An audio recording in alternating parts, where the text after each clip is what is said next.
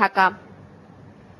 প্রজাপতি নিয়ে আছে বহু গান, আছে কবিতাও, তবে প্রজাপতি নিয়ে মেলার কথা কি শুনেছেন? উড়লে আকাশে প্রজাপতি, প্রকৃতি পায় নতুন গতি, এই স্লোগান নিয়ে জাহাঙ্গীরনগর বিশ্ববিদ্যালয় আজ হয়ে গেল ভিন্নধর্মী এক প্রজাপতি মেলা। মেলা ঘুরে এসে আরো জানাচ্ছেন মাশরাক রাহাত, ক্যামেরায় ছিলেন তানভীর মোর্শেদ। প্রজাপতি রং বেরঙের এমন শতাধিক প্রজাতির প্রজাপতির বাস গাছপালায় ঘেরা জাহাঙ্গীরনগর বিশ্ববিদ্যালয় ক্যাম্পাসে।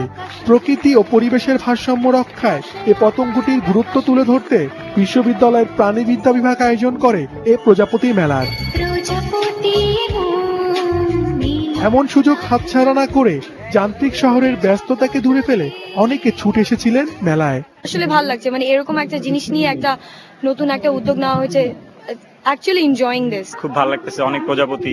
বাচ্চা তো ঢাকা শহরে প্রজাপতি দেখতেই পায় না। ভবিষ্যতেও এ ধরনের মেলা অব্যাহত রাখার কথা জানালেন আয়োজকরা।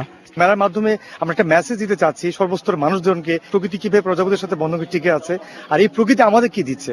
দিনব্যাপী মেলায় সত্যিকারের প্রজাপতি দেখার সুযোগ তো ছিলই, সঙ্গে ছিল বিভিন্ন ধরনের প্রজাপতি সম্পর্কে জানার সুযোগ, ছবি প্রদর্শন ও ছবি আঁকা প্রতিযোগিতা সহ নানা আকর্ষণীয় আয়োজন।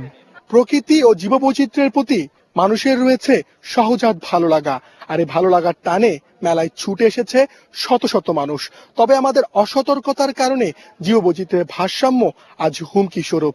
জীববৈচিত্র্যের ভারসাম্য রক্ষায় সচেতনতা তৈরিতে এ ধরনের মেলা গুরুত্বপূর্ণ ভূমিকা রাখতে পারে, এমনটাই মনে করছে বিশ্লেষকরা।